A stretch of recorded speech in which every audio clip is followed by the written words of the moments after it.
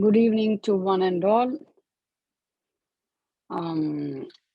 We always keep talking about multimodal management, team working. Something in regard to that is what we're going to see today. Psychology is one of the important aspect in patient care. And we say total in everything, total pain relief, total care. So without psychology, the total is incomplete. So it is one of the essential aspect. And to take us through that, we have got Ms. Mukta Dhavalikar. Uh, Sorry if I have not pronounced your name properly or the way you would like to.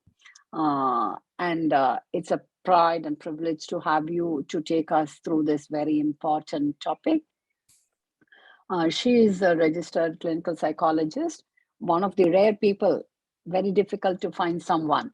Okay, and she has completed her master's in clinical psychology from Amrita Institute of Medical Sciences, Kochi, and she is an active practitioner at the Dilasa Center for Palliative Care. Well, with this, I hand over to you, Dr. Mukta, to take over, to Ms. Mukta to take over. Thank you so much, ma'am. I hope I'm audible. Good boy. Yes, we can hear you. Okay, yes.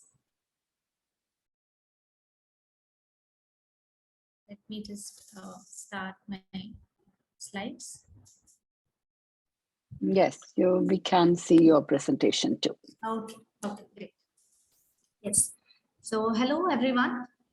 First of all, a very big thank you to Pallium India for this wonderful opportunity to interact with everyone. And a thank you to all of you for stepping into this field, which is so close to my heart. And I really hope I can make this an interesting session for everyone. Okay. Right.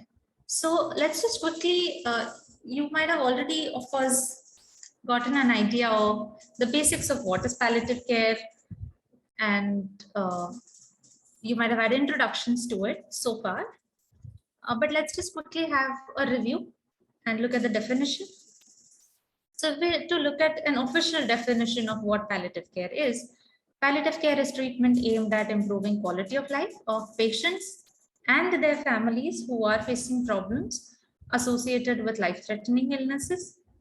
It prevents and relieves suffering through early identification, through correct assessment, and treatment of pain and other problems, whether they be physical, psychosocial, or spiritual, right? That's what the WHO tells us.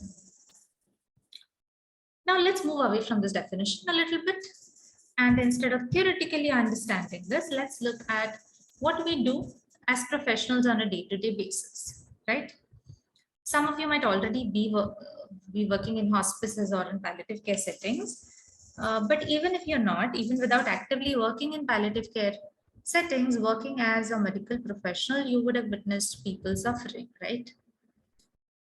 So imagine you go out and you look around in your OPD, your waiting rooms. What do you see? Can anybody tell me? You can type in your chat boxes, or you can unmute and tell me what is it that you notice the first thing when you look around and when you see patients. Anyone?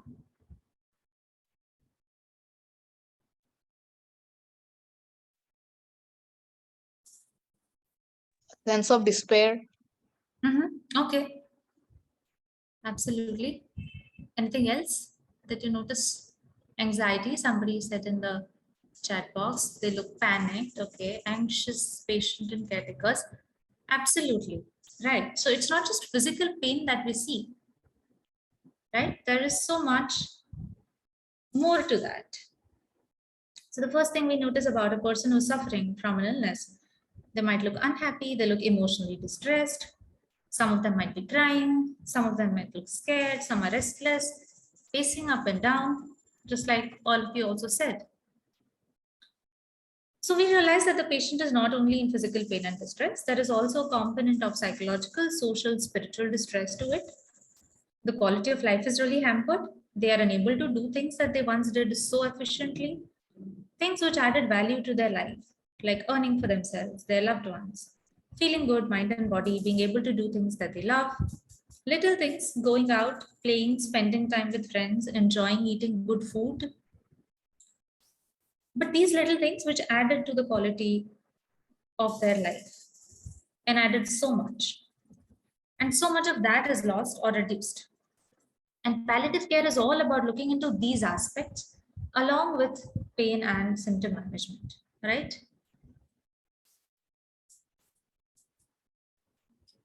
Yes. So we talk about holistic, whole person care. We talk about psychological well-being, spiritual well-being, emotional well-being, and social well-being. And apart from the fact that illness affects well-being in all these areas, we should also not forget that the mind-body connection is a two-way connection, ultimately. So just the way the body affects the mind. So if I have a fever, I don't feel good, my mood is also affected by it. So just the way body affects the mind also affects the body.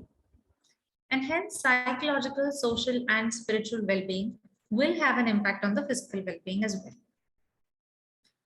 So that's my first point, right? And again, secondly, as we saw in the definition, the caring is not only limited to the patient per se, right? We are caring for the caregivers as well.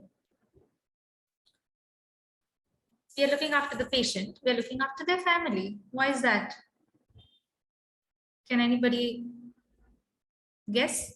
Why is family the unit of care? What do you think?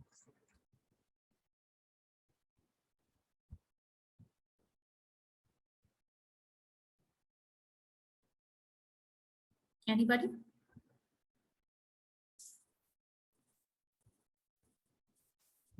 Do we really need to look after the family? I'm just going to answer, dear. Patient is part of that family only. Okay, thank you, ma'am. Thank you so much. Yes, all right. So, of course, patients' symptoms and the coping that's done by the families are not independent of each other. They're interrelated things. And we need to address both of these, right? This, as ma'am rightly said, the patient is a part of the family system. And the entire system is threatened by what's happening, right? So let me just give you an example. Let's say a life-threatening diagnosis for a 37-year-old woman. Would it be traumatic for that 37-year-old woman, for the patient? Yes, right? Would it also be equally traumatic for her 40-year-old husband and her 10-year-old child and her aging mother? Right? So it's not that only the patient is affected, the entire family is affected by what's happening. And the emotional and physical resources of the entire family are threatened, right from money to savings to resilience and the ability to deal with stress. So it's a family crisis. It's not an individual crisis. And as I said, the patient is not isolated. They're a part of a family system. And if one part of the system is unhealthy, that means the entire system is, the health of the entire system is affected. The patient's psychosocial physical health is going to impact the family and vice versa. So you might also have seen patients with terminal illnesses who have spouses suffering from depression or some other psychosomatic symptoms where their health also deteriorates. Losses that are suffered by the patient are also losses suffered by the family. So let's say, for example, a patient loses their role as the head of the family. Does that mean the family doesn't lose anything? The family also has lost their primary breadwinner. Also, in addition to all of this, due to the inadequate understanding about what palliative care is, even a referral to a palliative care service is experienced as a crisis by the entire family most of the times. So for example, we had this patient very close to death. So when he was brought in itself, he was unresponsive, comatose, and he was brought in by his daughter. And this daughter faced a lot of backlash from the family for it and the relatives, because they felt that palliative care means she was leaving him there to die. You know, she had lost all hope and she was not doing her duty as the daughter. And that is what she had to hear from all the relatives and the family. And so addressing her guilt, her sadness, her loneliness was also equally a focus of our care, along with keeping her father comfortable as much as we could, right? So family-centered care, where the healthcare team, the patients, and their families have an equal partnership, is the basis of the work that we do. Now, you might agree with me on this, that it's not only a physical illness, and that there are other psychosocial issues, and that it is the entire family which faces these issues. But some of you might have a question about why you need to know about it. I'm not a psychologist, I'm not a social worker, I'm not a psychiatrist. So what will I do? You need to know about this so that you can do the needful, because it's a multidisciplinary team we are working with. We all need to be aware of all the possible issues that can arise so that we identify, we assess, we do our bit to support, and if needed, we refer to a specialist. There is a psychosocial dimension to the work of all the professionals who are involved in palliative care, and understanding this only strengthen the practice of any professional who is working in this field. And of course, you might not be able to actually conduct any intervention, any psychological, psychiatric treatment, but never underestimate the therapeutic value of listening empathetically to the story that your patient is bringing to you. So you need not be able to hand over solutions to them, but just being able to give them a space where they are heard. That's also incredibly healing. Now, when I say healing, let's not confuse that with curing. That's something I'd like to clarify. We are not talking about a cure. Cure is about getting rid of the illness. Healing, on the other hand, is an acceptance of change, learning to look at ourselves in a different light, not as sufferers, and to seek personal resources to facilitate that change.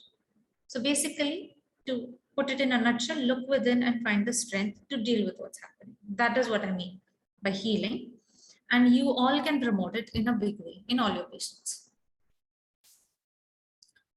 So let's first look at what are these psychosocial spiritual issues that can arise in this context so that you'll be able to identify them in your patients. And along with that, let's also look at what can be done to assess the extent of distress and to treat it. Now, it's not really possible to separate out these issues into psychological, social, and spiritual and put them into neat and clear boxes. We can only do it up to an extent because these are pretty much overlapping issues. So when we're discussing a particular issue, it will have psychological aspects, social aspects, and also spiritual aspects in varying degrees. So let's look at the first one, communication, one of the first issues that comes up. Communication issues and breaking the bad news. Now, I won't go into the details of it because you might have either already had a session on breaking bad news or you will have it in the future. So instead of getting into the protocol of how to break bad news and all of that, I would like to draw your attention to what happens when there is miscommunication about the illness and miscommunication within the family. Now, what happens once a patient has come to us, the family has come to us rather, and we get them admitted, and we're doing this very hurriedly, can cause further problems like arguing, non-compliance with treatment, especially if people have misconceptions about the diagnosis and treatment, about what we are offering. So supporting them and educating them, the entire family, is vital. It's important that they have an adequate understanding of the illness and the expected process. We need to give enough time to address everyone's concerns about it and to help them communicate clearly. That's what we usually do in family meetings. So basically, communication between the treating team and the family is very important. And speaking of communication issues within the families, even the most functional families are going to find it difficult to talk openly about this. Right? They'll naturally tend to hide feelings to protect family members from feeling hurt, etc. Collusion is something we see very, very commonly. So they might either hide their distress from each other or hide the news in the first place, especially from children. Now, during my training in Amrita, before I began practicing, a lot of my work was with pediatric cancer patients.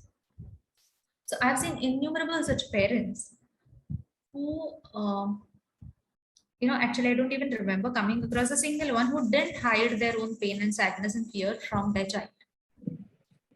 They did it to stay strong for their child, right? But what happens is children sense hidden restlessness and anxiety. And the fact that their parents are hiding something from them is more unsettling and scary. What is it that's happened so big that they are not even telling? Yeah.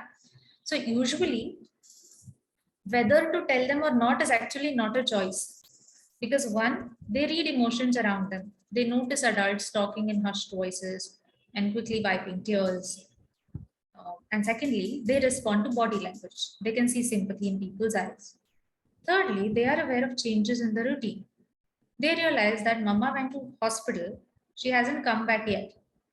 And now papa doesn't drop me to school anymore. My auntie packs my tiffin and auntie drops me to school. Papa is nowhere. Papa is always in the hospital. So they notice all these things. You can't hide it from them.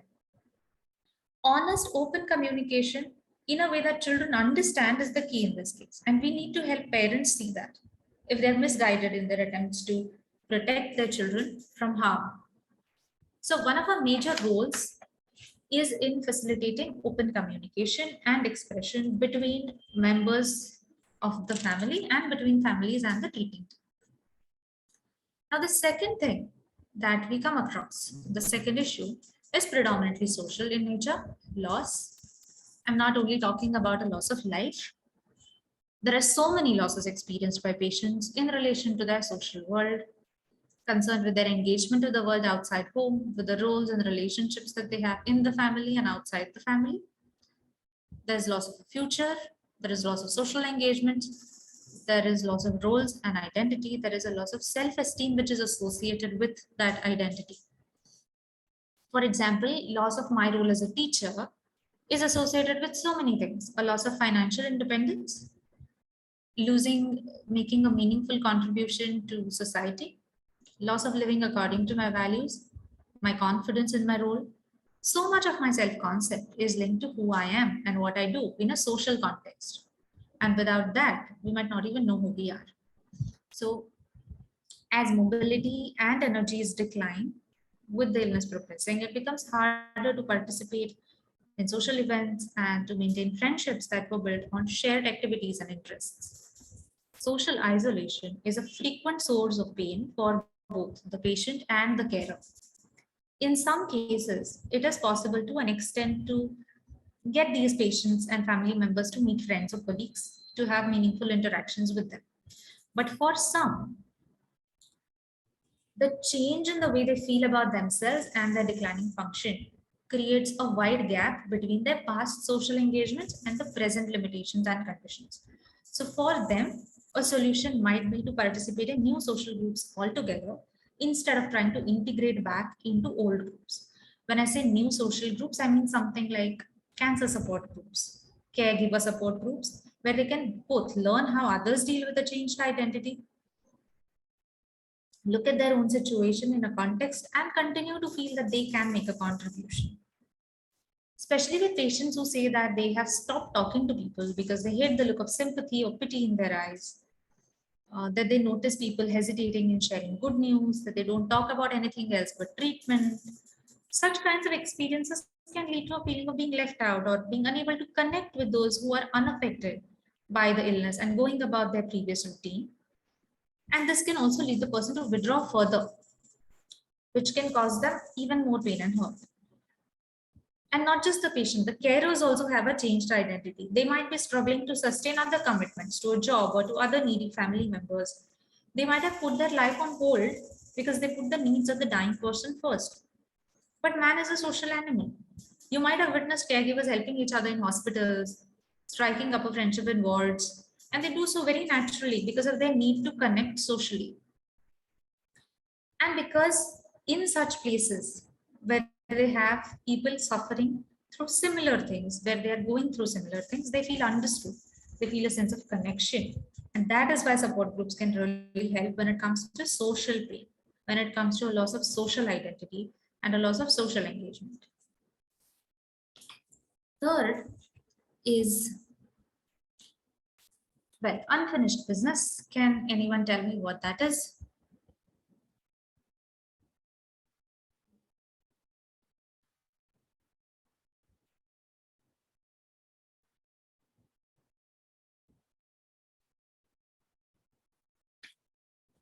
Anybody?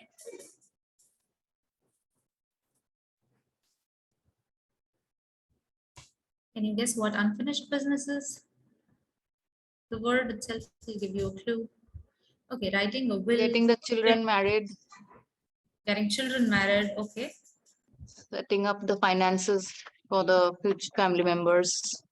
Okay. There are also a lot of similar responses in the chat. Absolutely right. And this kind of unfinished business, basically anything, any dreams, any ambitions, any plans for life which are not yet completed, can lead to considerable distress, which can manifest in many different ways. It can come out as restlessness, it can come out as anxiety, as discomfort, as guilt or helplessness. And as I said, any kind of dream or ambition or plan for life. It can be financial commitments, repaying loans, building their own house, getting their children married, absolutely anything. So, how to identify this? You just have to keep your ears open and notice. If you start hearing for patients' regrets, you would most likely get to know about their unfinished business. For example, I wish I had not stopped talking to my sister. Now, looking back, it seems like such a trivial matter when faced with the possibility that I'll never be able to talk to her again. What does this statement tell you? That reconciliation, maybe asking for forgiveness, is an unfinished business, and being able to complete that would bring some peace to this patient. Mostly unfinished business would be a major concern in younger patients in their prime who have children who are either small, still studying, not settled on their own, or who have parents who are aging. Here, the unfinished business would be revolving around their responsibilities as a parent towards their children and as grown up children towards their parents. And in this context, the most common emotional distress would come from the feelings of guilt of not being here for them and anxieties about how they'll cope on their own when I'm gone. Here, let me just tell you a story of a very strong patient whom we lost. And I think this example will help illustrate all the 3 points that we've discussed so far: communication, loss, and unfinished business. It will also help you see what I mean by that these factors are overlapping. They're not really independent of each other.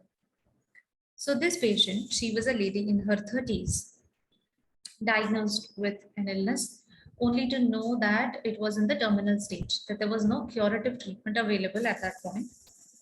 It was a sudden and shocking news. And she was faced with a loss of identity as a young professional. She worked in the IT industry and had to quit her job.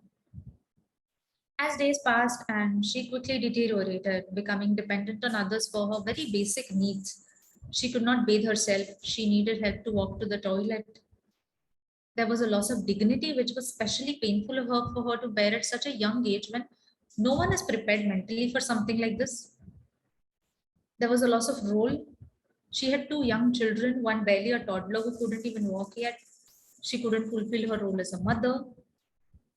Her family was extremely supportive. They reassured her that they would take care of her children even after she was gone. So there was no anxiety regarding that per se, but there was the pain of leaving them behind, not being there to see them growing up. It was something she was leaving unfinished. And sadly, there wasn't much that could be done to help her complete that unfinished task, so to say. Unlike other unfinished tasks, like the example that I gave you about seeking reconciliation with a sister, that is something that is doable, that can be completed. But in her case, there wasn't much that we could really do. What the patient did was, she asked her child to be brought to the hospital. Her elder child, extremely attached to her, a girl, 12-year-old. And she sat with her and she told her how ill she was. She explained to her what a terminal illness means, what stage her illness was at, and she cried with her child and told her that she loved her and that she'll always love her. As a palliative care professional, when she told me this, my first thought was, that was such a beautiful, difficult, and brave thing to do. But sadly, that was not how her family felt. When she was telling her daughter this, her family had tried to stop her, constantly saying that she shouldn't be saying things like this, questioning her, why was she putting the child through this, etc., etc. And that really disturbed her. So why should ask her to come meet her was with a question of whether she was being a bad mother by doing this. Somewhere she already knew the answer herself. So she told me that I know they didn't want me to say it, but it's the truth. I very strongly needed to say it. And the reason why she decided to tell the child was, one, she didn't want it to come as a shock for her child. And secondly, and I quote her verbatim, if I hadn't told then, I don't know if I would have gotten the chance to tell her that I loved her, that I wasn't abandoning her. Here comes the issue of communication. The family was trying to protect the child. They didn't want her to know that her mother was going to go. They were also, in a way, trying to protect the mother from doing something that was difficult and emotionally draining. But as research with children of deceased parents shows us, it is best for the child to be involved in and given a choice to say goodbye. The ideal steps for us to follow here in this situation would have been to find out from the child what she already knew, picking up on cues from the atmosphere, to help her mother communicate with her, and if necessary, reassuring the mother that this was good parenting, to give the child knowledge of what was happening, and helping her identify sources of support for her child.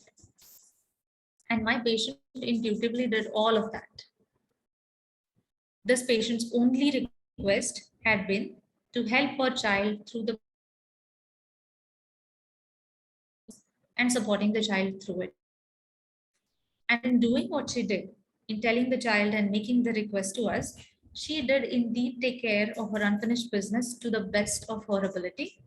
And when we validated her decision to communicate with her child, and we assured that we would talk to her and we would be there for her, she could give us a genuine smile, and that was the last I saw of her. Many a times, families are not ready to have these conversations. They would rather protect each other, they would rather protect children. But what they don't realize is by keeping them ignorant, we are doing just the opposite of protecting them.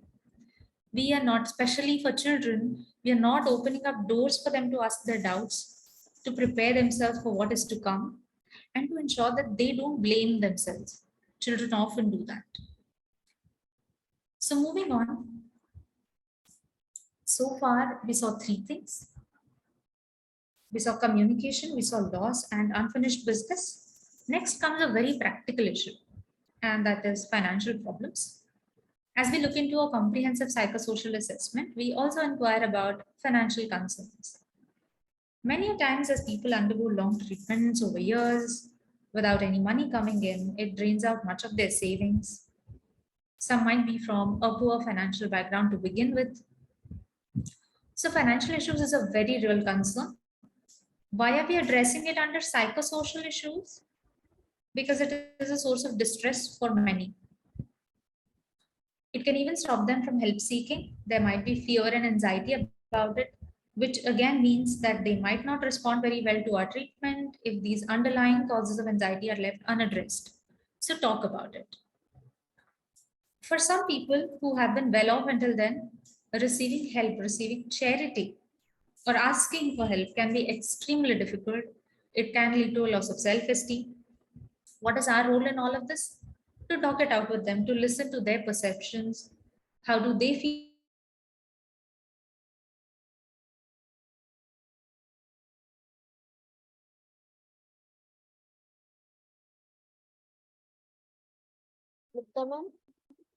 Thank you for your patience. Okay, I was telling you the story about this patient we had.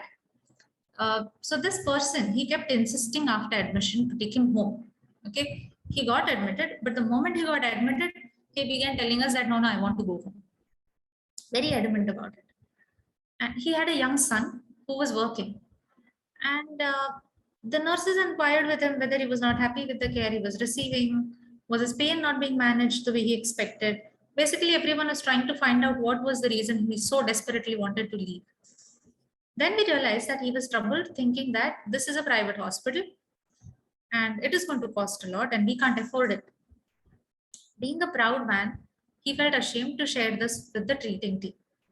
He told his wife, and she told her son. Now, what the son did was he just kept reassuring the father, "You don't think about it. I'm managing it. आप मत सोचो इसके बारे में, मैं देख लूंगा." Now, this the patient felt was just a false reassurance, because he felt that, oh, he has just started working. What is he going to do? How is he going to manage this? So he needed to be involved in the process of financial decision making. Once he was told about the aid and how it worked, he was much more relaxed and he was ready to stay. So ensure that you involve the patient as much as possible in the decision making process, not just in terms of finances, but otherwise also. That will help in maintaining their sense of autonomy in their lives. Next, we come to spiritual issues, some of these being socio-spiritual issues as well. Spiritual well-being is one of the most important influences on the quality of life at the end of life.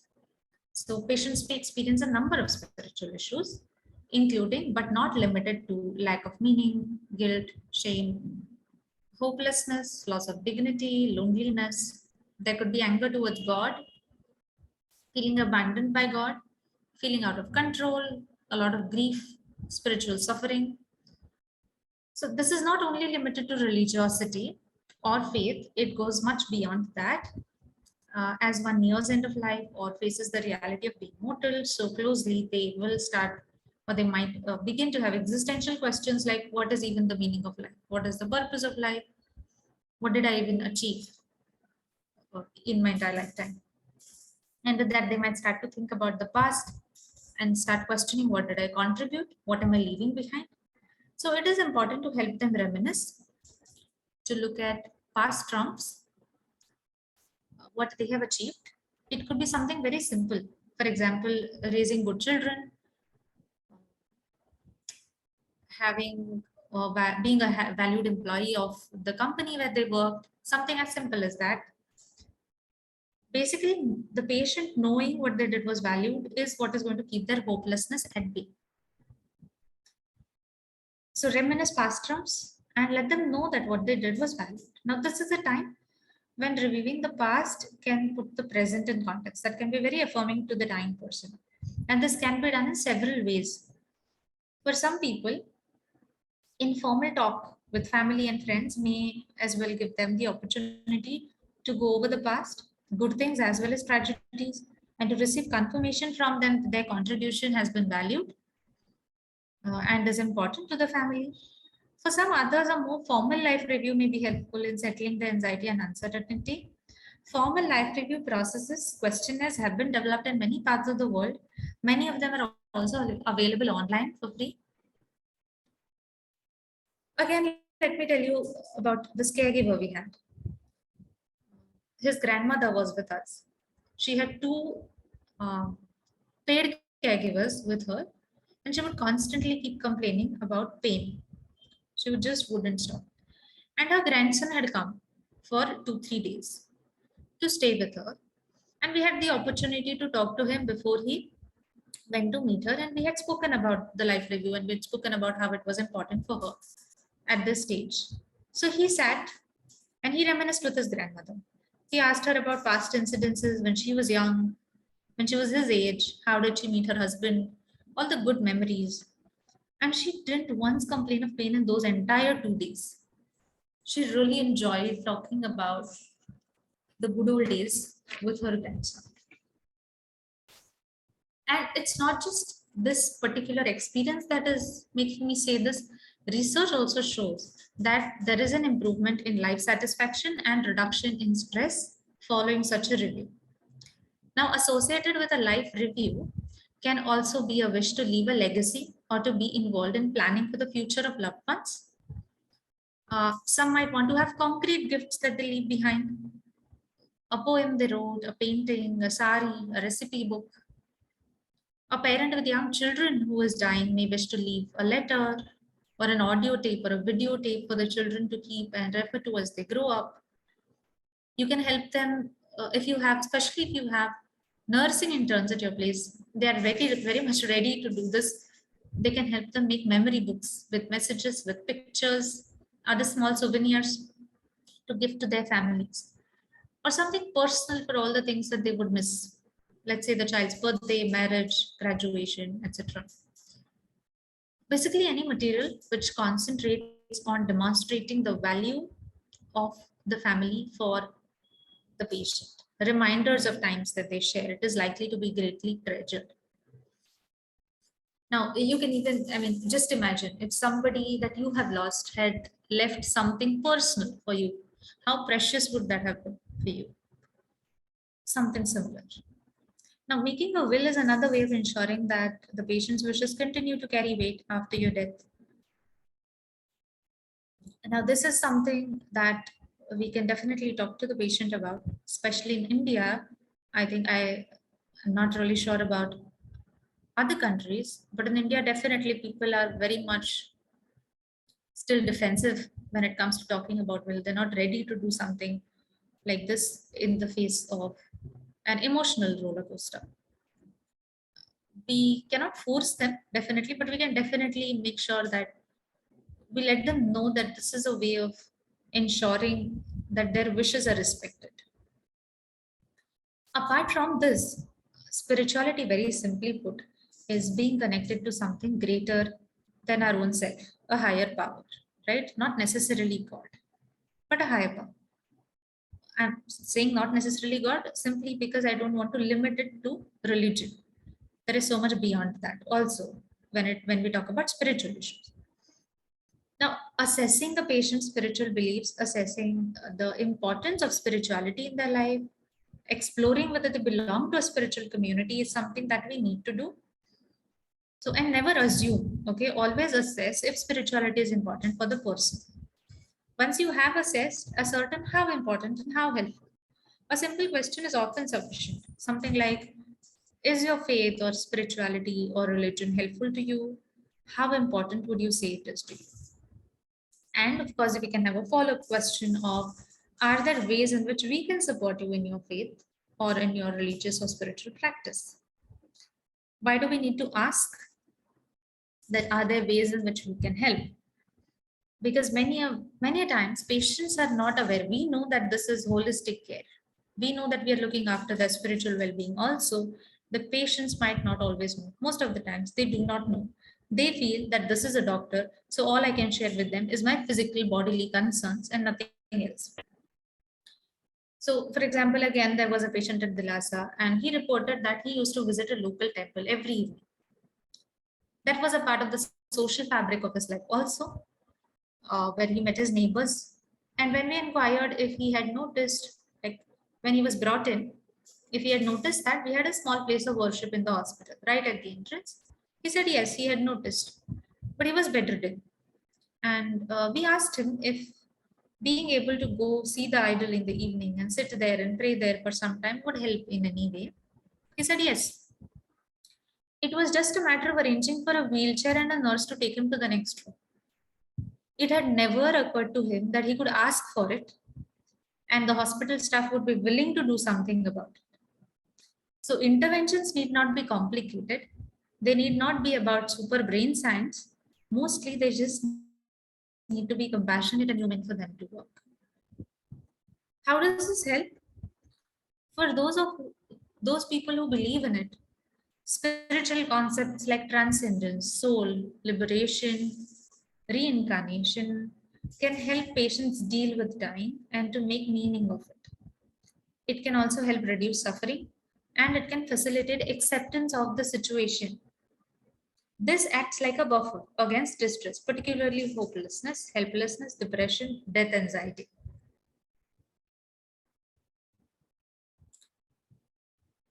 Now, when we speak of transcendence, a belief in a higher power beyond human existence, it enables connectedness. It removes the isolation of suffering because it sets it within a larger landscape. And of course, if we look at religious traditions across the globe, across countries, throughout the world, They have their own interpretations of suffering. Many also have practices that enable people to transcend their immediate selves through prayer, through meditation, through rituals. And these rituals and these prayers and meditations, mostly what they do is they acknowledge the reality of suffering.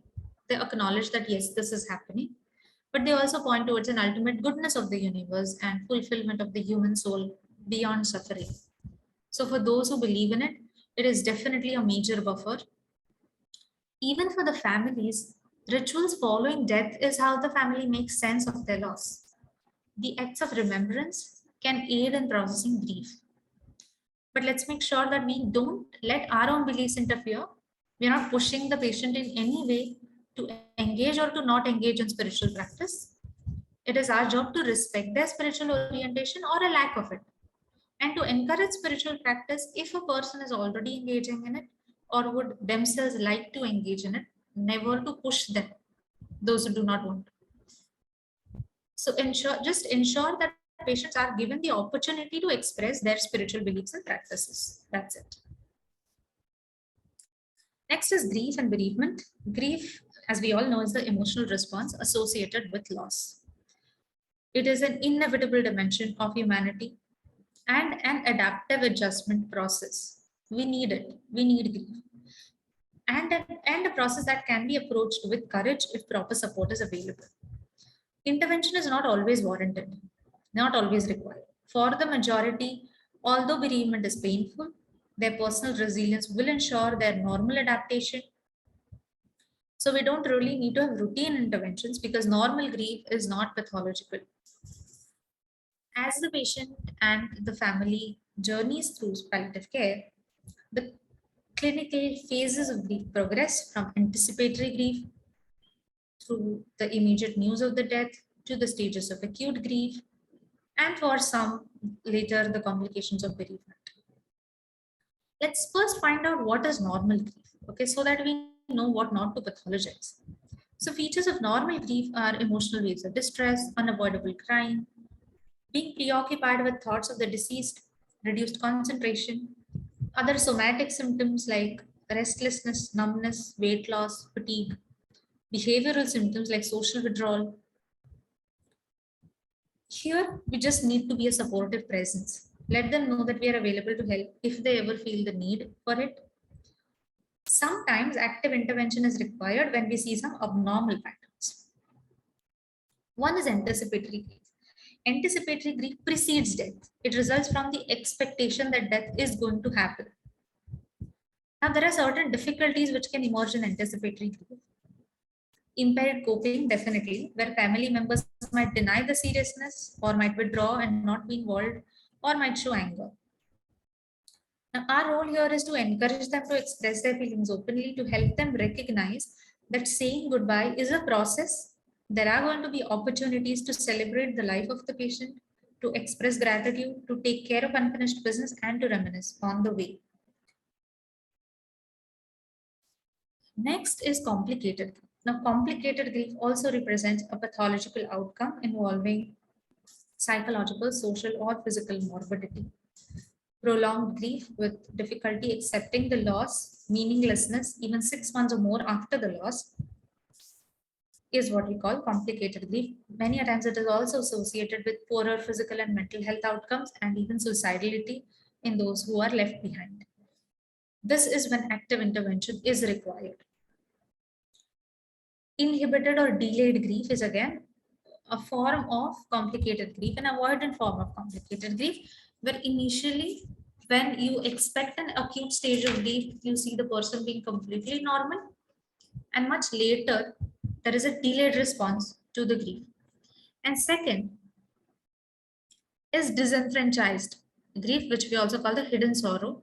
Basically, the sorrow of the marginalized, for whom there is less social permission to express grief. Let's say, for example, a person in an extramarital relation or a person with homosexual partners, where basically there is not much social consent or social acceptance for them to express their grief. Complicated grief is more likely when the death is untimely, sudden, or traumatic, or when there is a lack of support systems in place, when there are previous vulnerabilities which exist in case of dependent relationships. So that is when we need to be on the lookout for the symptoms of complicated grief. And finally, coming to psychological issues, the thing which you can see on the slide, anxiety, depression, body image issues are the ones which we witness most commonly. But of course, we can put it all under the umbrella term of distress, an unpleasant emotional experience of a social or psychological nature which is tied to and interferes with the ability to effectively cope with illness and illness related treatment, right? Now, making of a psychiatric diagnosis and rapidly identifying patients in need of help is difficult for many reasons, especially in palliative care. One problem is that psychiatric symptomatology may be mimicked by the side effects of medication or the disease process itself, and that becomes a problem, right? So, and that is why underdiagnosis and underidentification of psychiatric disorders is highly prevalent, mainly because it's not being recognized in the first place by professionals. So being able to identify and assess is very important for all of us. So here I have just given a table which sums up or which puts in a nutshell all the key components of the diagnosis of major depression, GAD, and adjustment disorder, three of the most commonly seen disorders in our palliative care settings. So this will basically, you can go back always and refer to this. It'll help you distinguish between the three. It'll help you rule out certain things. So basically will help you in identifying all these three. Now, also when I say under identification, in a drive to address that in the context of cancer care, NCCN, in UK, the National Comprehensive Cancer Network in UK, they have promoted development of brief and rapid screening tools for distress, which can be administered by any professional that does not have to be a specialist. So you need not be a psychologist or psychiatrist. You can still do the screening. So one of them is this, the distress thermometer, which is again freely available. Many of the cancer centers, I think, are also using this as a mandatory screening that they do for each and every patient that they receive. So that you get an idea of overall distress of the patient. And when I say, again, there are so many other scales which also are available and which can be used. So what happens is, we can of course do preliminary screening. We can use face scales, we can use distress thermometers, etc. Apart from that, we can also use scales which are used by clinicians. So like caregiver burnout or problem scale or the PDI, etc. Just to gauge the emotional temperature, basically. But in case of palliative care, many a times, patients might be unwilling to or unable to discuss symptoms. And we might just turn to the caregiver and ask them the same questions and ask them to rate. But research shows that asking caregivers is extremely unreliable. Their ratings are closer to their own distress many a times, and it's colored by their experience and their perception of the illness. So not all screening tools and scales can be used. Also, not all are valid in the context of palliative care. Research suggests that Edinburgh Depression Scale, BDI, and Zoom Self-Rating Depression Scale are three scales which are valid, which have been tested in the palliative care setting and can be used. So use scales with discretion if you're using them. And actually, very simply, just asking, are you depressed? Sounds very unreal, but studies show that this is one of the most reliable predictors of depression, clinical depression in palliative care. Also, depression frequently remains unrecognized and untreated because it is dismissed as normal reactions, even in the face of severe affective disturbance. The most common diagnostic difficulty that arises is how to interpret the physical or the somatic symptoms that the patient is presenting in the context of a possible depression. So the challenge is to determine whether these symptoms are part of the depression syndrome or are they a biological result of the advancing illness. So it's always better to be on the safe side, to be suspicious and refer to a specialist. Again, in such patients, occasional thoughts of suicide are quite common, but a frequent and persistent presence of these thoughts would indicate a presence of psychiatric complications. And many a times when we're assessing risk and intent of these kind of death wishes, we many a times need to acknowledge that it is just a need for control over death that is being expressed. One more thing is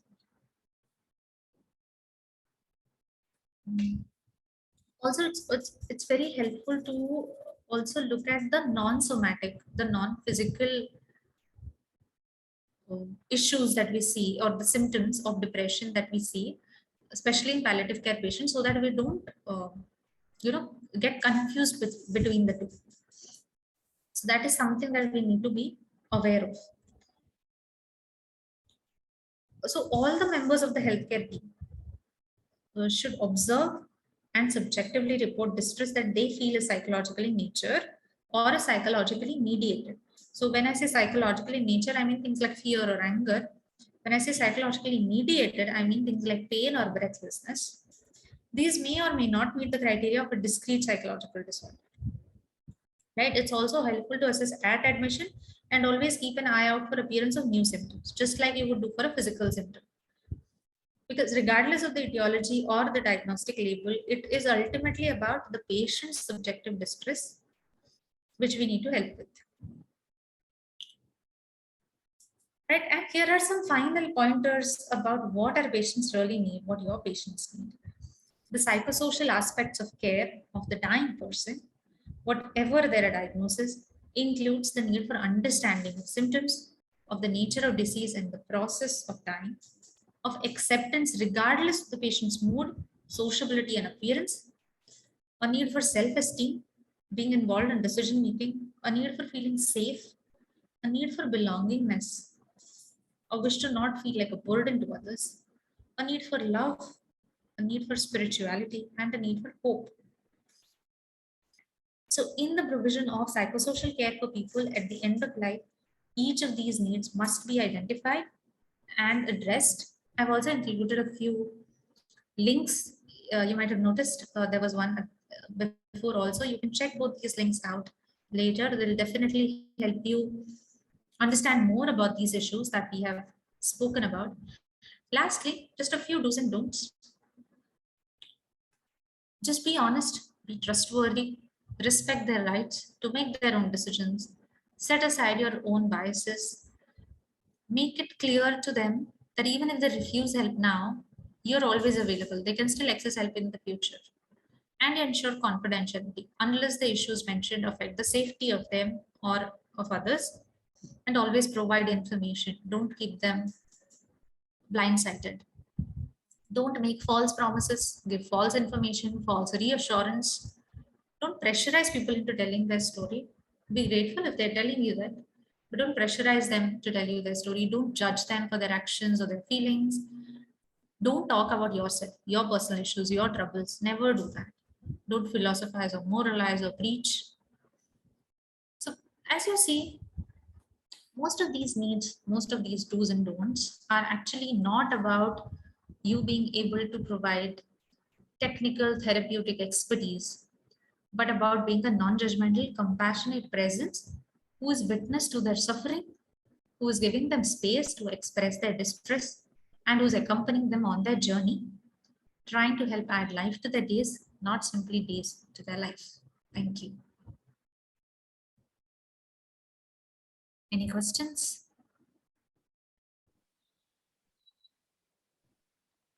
Thank you, Mukta.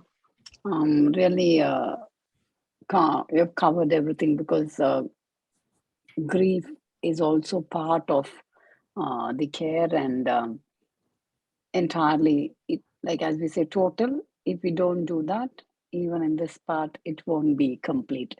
And so that is essential. So thank you very much for an elaborate and extensive Thank you. information. Actually, it's quite a We'll vast make it. topic. Yeah, no, Try it is to- important. Yeah. And enough of examples you've given, because that is what cases is what will stand in our memory and Right. take us through as and when they face. Right. So we'll see if we'll give few minutes. Either they can type or unmute and ask. Either way is fine. I just wanted to add one thing. People need to know what's the definition for religion and what is the definition for spirituality. Do someone want to say anything about it before I say? Because that is something has to be understood.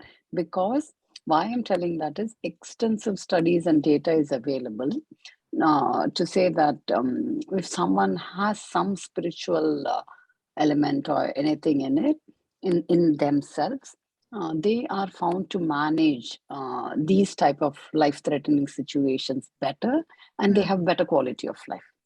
So that there is enough data and statistics available for that. So that is why, because once that is known very well, then the benefit is for them. Right. It's not easy. It's nothing is easy, but if you practice or you already practice, then it makes it comfortable when it is needed.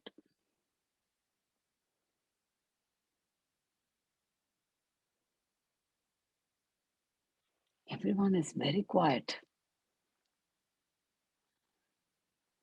It's not rocket science. You can just say what is that each one feels. That's all.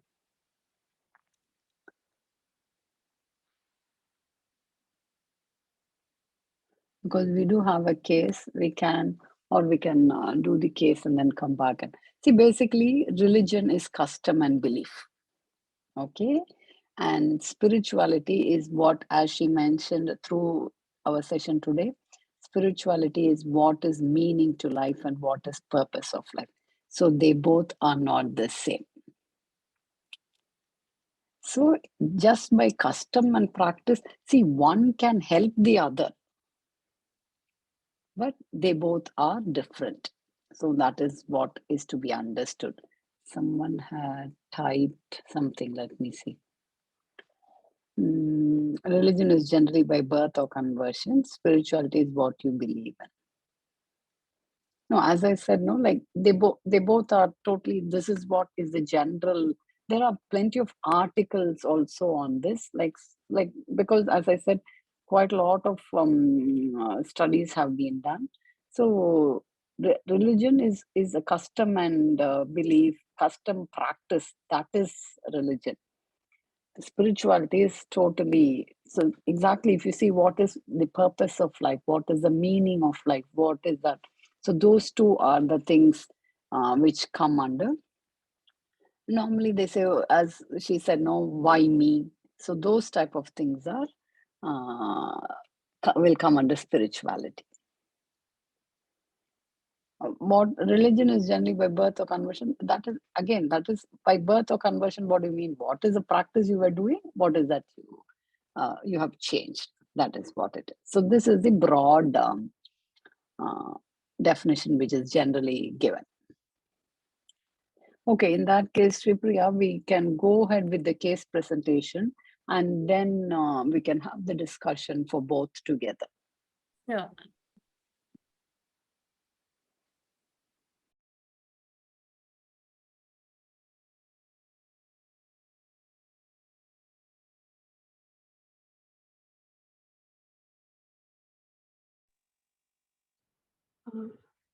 Good evening, everyone. I'm Dr. Shahina.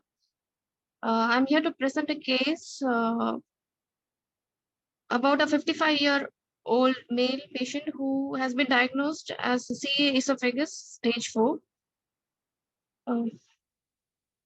The patient initially had complaints of difficulty in swallowing since 2 years and had complaints of difficulty in breathing last 2 years, with generalized discomfort for the past 1.5 years, and had profuse sputum production last 1 year.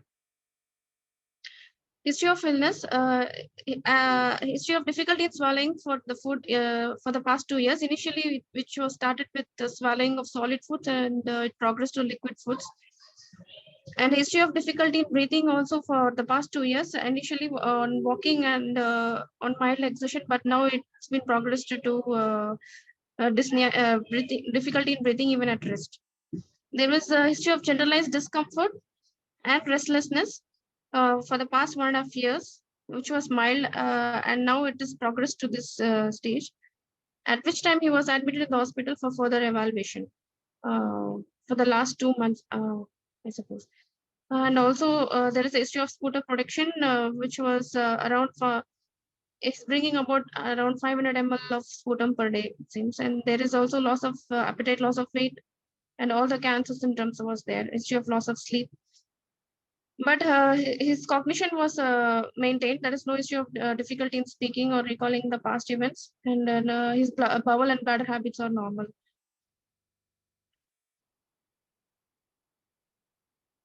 On examination, his vitals all were stable. His BP is 122 systolic, 82 diastolic. Heart rate was 87 per minute, and respiratory rate was 28 per minute with a normal temperature. General examination, he was conscious, oriented, was emaciated and cachexic, who is pale and dehydrated. Other system examinations were normal.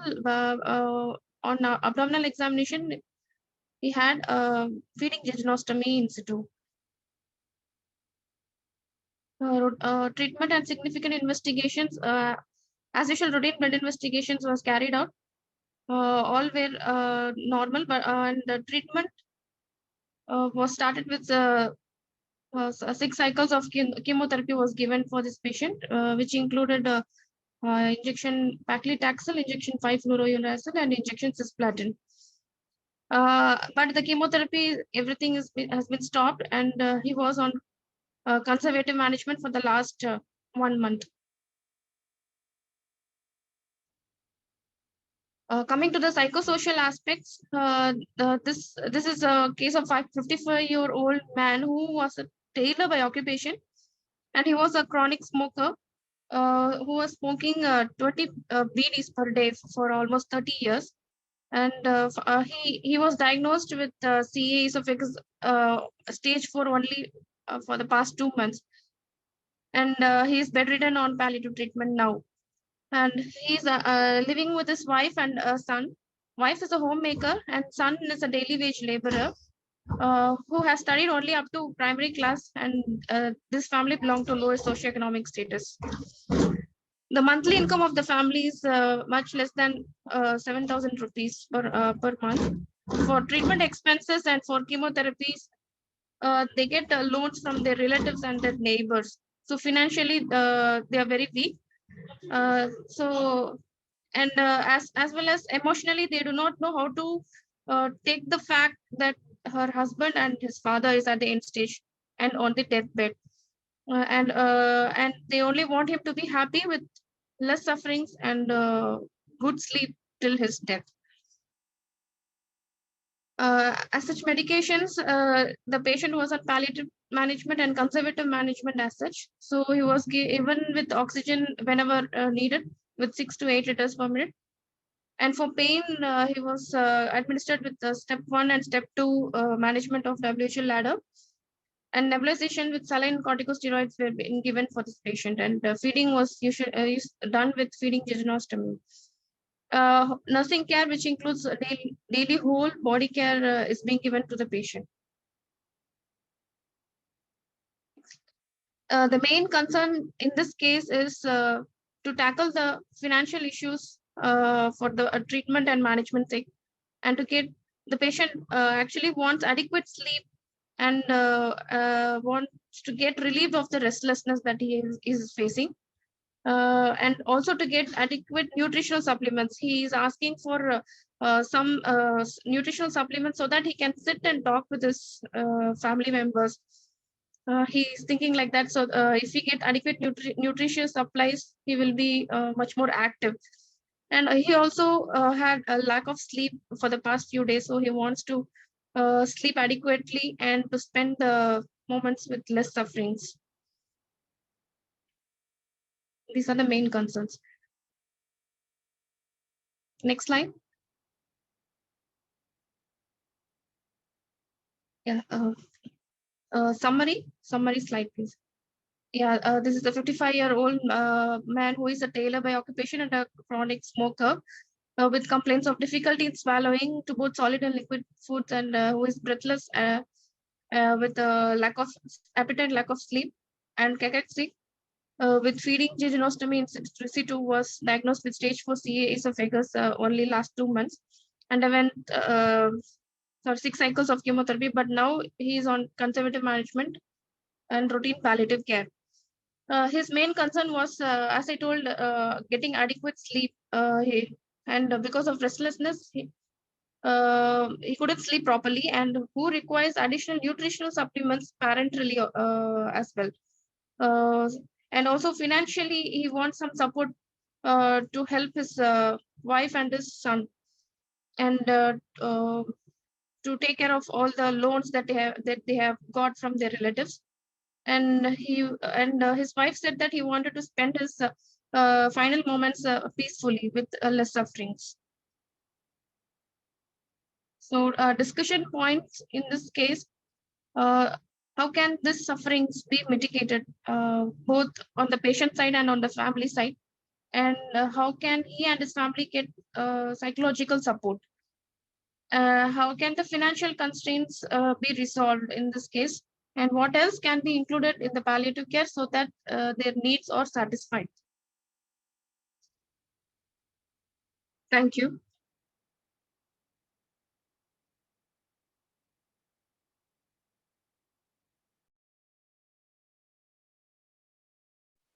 Thank you for the presentation. As we always say, initially we can go something that's difficult to be accepted by young patient. Was this difficult to be accepted by a young patient? Maybe was that typed before the case discussion, maybe. Is that right? What to accept spirituality and religion? Is that what you're coming to say?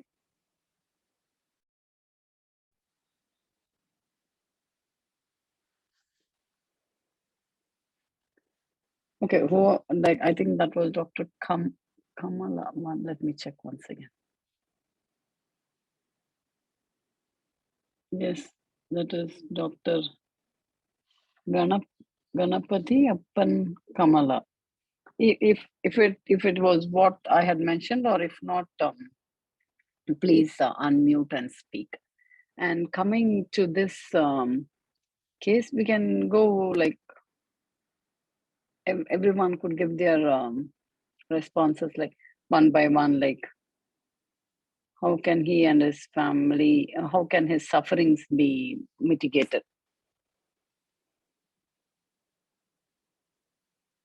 What you had mentioned pain relief, was he adequate? Was he getting adequate pain relief in the first place? Yes, ma'am, but he said the pain is not that much. He was experiencing only. Correct. See, that's right. This is why we say again and again, total pain relief. Because multiple factors, pain, then I'll say going back to pain definition. Definition itself, it says physical, social, psychological, all elements together only make pain. So in that case, you have to get a little bit detailed history. Okay. What is that? We always ask, what is that is bothering them the most? That could be completely a social or psychological issue which is bothering him the most. Maybe in his point of view, financial situation. How will his wife survive if he is the only earning person? So those type of things. So finding out what is the most bothering issue for them. That is something very important. Find out and then see how much you can help. Then tell him that is where multimodal management and other things will come on and you will add on. Mukta, you can also add on to whatever you would like to say. Yes, ma'am, definitely. I was actually also wondering whether, I mean, considering that uh, there seem to be a lot of where pain is not the issue, is what they're saying. Physical pain is not the issue, but is still complaining of disturbed sleep, is still complaining of restlessness, is complaining of uh, breathing difficulties. Now we also need to uh, ensure that there is a complete psychological evaluation, which is also done, where we have assessed whether there is also any form of anxiety which is mediating or which is contributing to any of these issues. And also because it doesn't, I mean, it, it is possible that the patient is at a very, at the stage of acceptance where he just wants to die peacefully. But it's not, we can't just assume that that is the case. So we need to inquire whether there are any other emotional issues involved also. And especially when ma'am said while presenting the case that they are not really, I mean, the family doesn't know how to take the news. So whether they have really accepted it, whether they're still in some sort of a denial. Yes, ma'am. Actually, they know that he's going to die very soon, but their emotions are just hidden in them. They are not expressing outside, and they are, I think, they don't know how to take the situation. Actually, they are ignorant. I don't think so. And also, they are illiterate. Also, they don't know how to tackle the issues. That was the main thing. Many times, no, referring them to psychology, okay? Because many times they wouldn't have even thought of it, as you were mentioning, no? Not being aware that some support like this is available, that they can also find out. See, psychological support, because psychology team will assess them, talk with them, and help them or give them like they also teach them how coping strategies they are called, so they will teach them. So being aware and referring them, see, because again and again, working hand in hand with the team will be very, very helpful. So then they may not even open up. See, one more thing I wanted to mention. All these situations are very sensitive. They are it's something serious issue, and it's very confidential.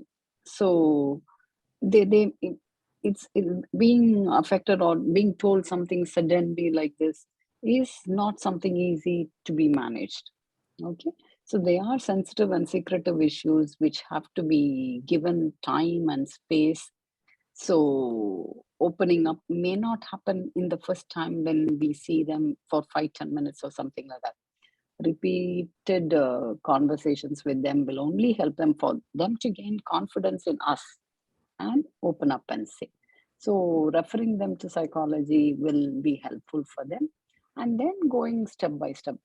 Somebody has mentioned address this psychologically mediated pain. Yes, that is what is we are trying to go in detail. And how can he and his family get psychological support? Exactly, that's what we saw now. Like referring them, taking them, not that's what, tell them that there is a team who can help, and then we are also there to refer them. And not only for him, for we always say family and the carer, they're all part and parcel of it. And financial constraint, how can the financial constraint be solved? There you have to look at, is there any government schemes available? These are things. Next comes the social worker team. They will also be there to help you to find out what is that is available for them to get some. As I said, there may be some old age pension schemes, or because he's having these illness, is there anything like that? Then you look at support groups. Is there any support group? So you can link this patient to some support group which is willing to help. So those are things which can be thought of. Food aid teams are there. So whatever, so for him, you were mentioning about nutritional thing. What is that someone can help him to give because NJ feed, what can be given. So that is what he will be able to have. So those type of additional thing. Anything else anyone want to add on before we go to the next one?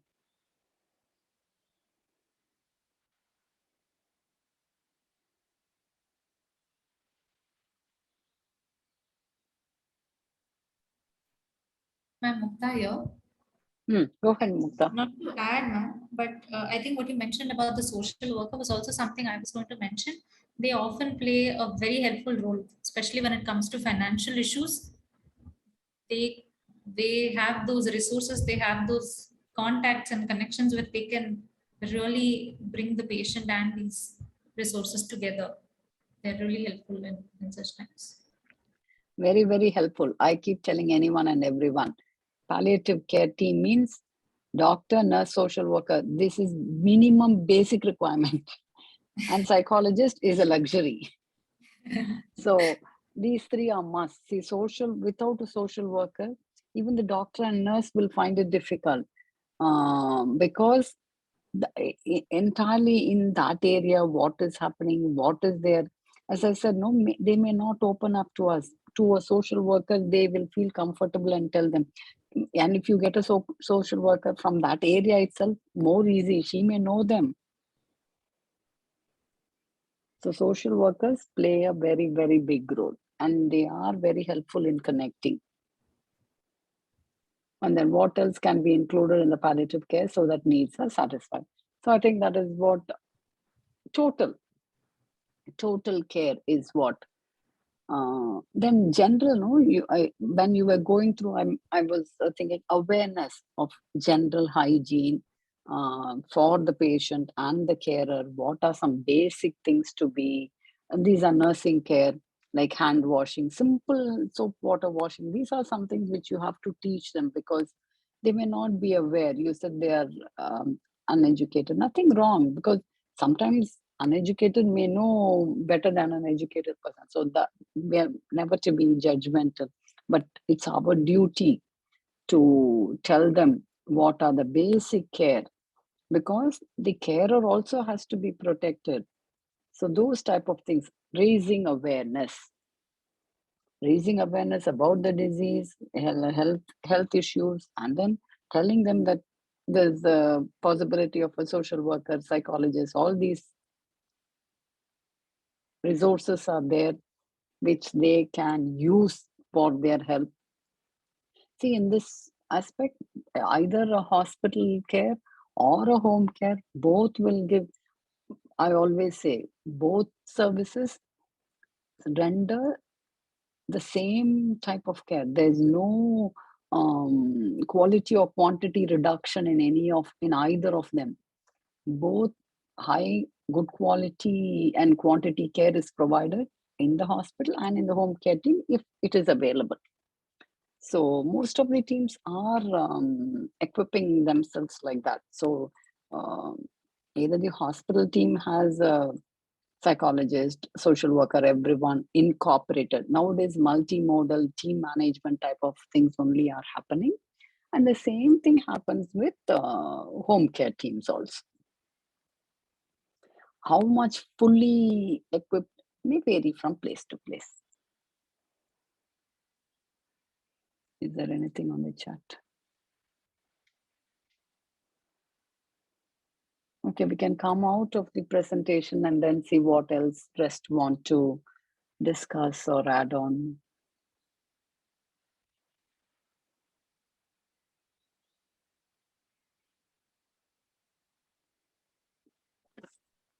Madam, if the patient is younger age, belongs to younger age group, that patient will not be, they will not have a belief in religion and spirituality much. So if the patient comes under a younger age group, this spirituality, this satisfaction will not be there. See, sorry to say, that is spirituality is not age related. 90-year-old may not have spirituality and a 9-year-old can. So that's what is the difference between I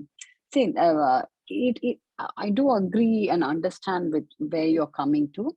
because that may not be part and parcel of their routine or something like that. I think that is where you're coming to. So that will be with religion. Exactly. And not only that, Mukta did mention the same issue in a young person is very difficult. See, we see a lot of patients. I've seen some 23-year-old diagnosed with um, osteosarcoma, which is nearly like stage 4, undergoing treatment, but just finished their bachelor's in engineering. Or even recently, when I was there in Palim, I've seen a young girl who has just done was in her final year of some bachelor's degree. And she had a massive tumor on the pelvis. So she suddenly became immobile. So very difficult. But that girl, I will tell you an example. That girl, she was in acute pain. So when she's in pain, we needed to give her continuous morphine. Like we were using morphine to ease her pain. And she will get, for example, normally 30 milligrams is the dose she will get. And then in between the 30 milligram dose, she needed some more of breakthrough doses also. So when the pain is under control, she'll be better. And she used to do handcraft with these velvet paper. She made so many flower vases for us. But so what I'm telling, that 22 or 23-year-old she was. But other than that acute pain time, she will be totally composed. Because I have sat with her and done some of those flowers with her also. So it is difficult. See, I won't say everyone will be the same, but it can be very different also. So that is something that spirituality is something is individual. So it will be that. I do agree with you that generally what you're telling, that will be the general take. Because how much is it is, how much of it is practiced? See, beyond, as Mukta mentioned, we don't say as God, or we don't compartmentalize to any one particular thing. Because we have to be open to everything, and we do never influence our belief or anything into them. Be open, accept, and try to help them. Whatever they want is what. So, but like initially, that first phase of accepting anything will be difficult. And then, see, the story, what she said about that 30-year-old mother telling everything, because when you start seeing patients, you will say, I have also seen so many young IT professionals, like as she said, young mothers with children with having some, say, a lung or something which is really very final stages, and then we see them and in a week or something they pass away. So those type of things are there, but each patient is totally different. So as you all start seeing, when that is why I always recommend, even you attend or do all these sessions, you need to see some patients. Okay, some few days of going and doing hands-on in a palliative care unit is very, very essential. That is what will give you the confidence to start practicing wholeheartedly. You, if I am not wrong, you are from Anandam, Ambattur, right? Is that what I saw? Is that right? Yes, madam. Because I've been to your place. Yes. I have been to your organization. Yes. We are going to start a palliative care unit. Very good, very good. Because I have been to your place. I've spent one full day there. Okay. Thank you. Welcome.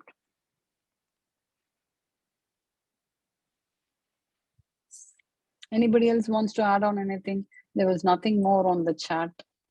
And can I also share? Yes, please go ahead. Stories basically related to what ma'am said, Kamala ma'am said about spirituality and the age-related factor. These are actually experiences which I have had in a pediatric oncology ward. One of them was even if you look at it as religion also, There was this, I did a lot of art-based work with them because children find it easier to express through art rather than, through verbally many a times.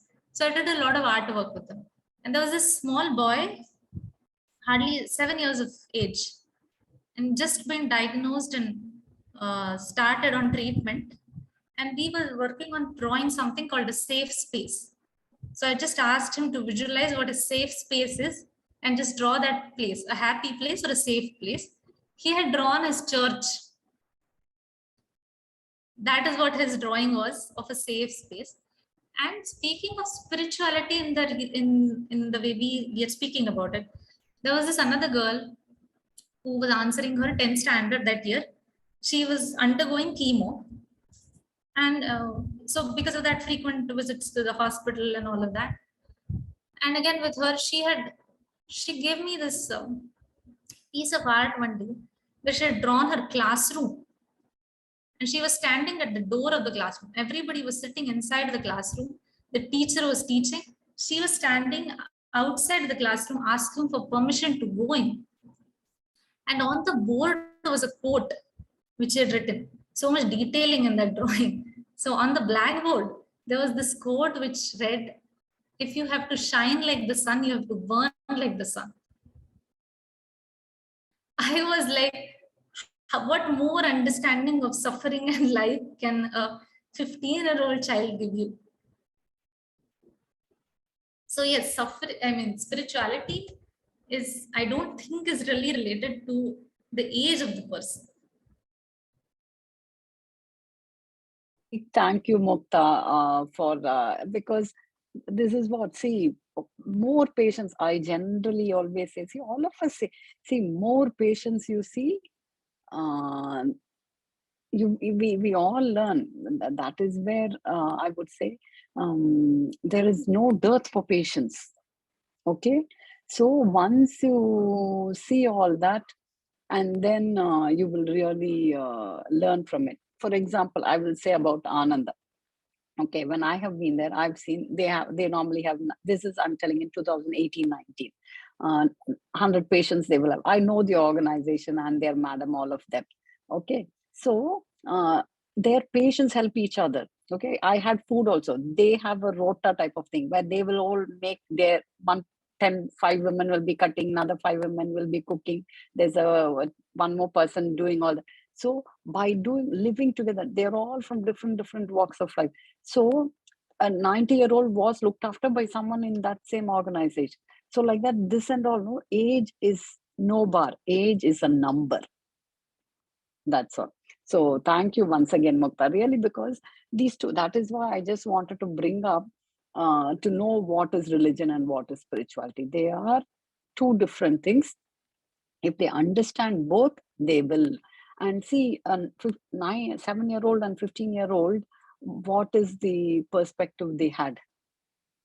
And this 22-year-old whom I said, she also, because I've seen her being in so much pain, and by second day or something, she settled very well with the pain relief that we started.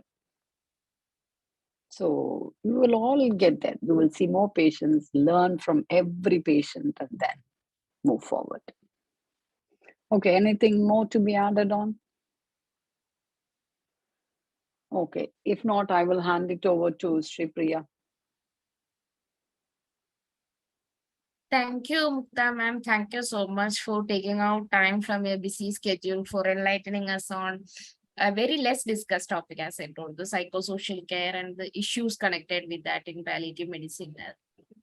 And thank you everyone for making the discussions interactive. So with a promise that we will see again in the next session with another important topic and yet another eminent faculty. This is Sri Priya, along with Ms. Mukta Dhavalikar and Dr. Rata Venkatesh, and along with Mr. Anup, signing off from the Tips Eco Hub. Till the time we meet again, everyone take care. Bye-bye. Thank you, one and all. Thank you.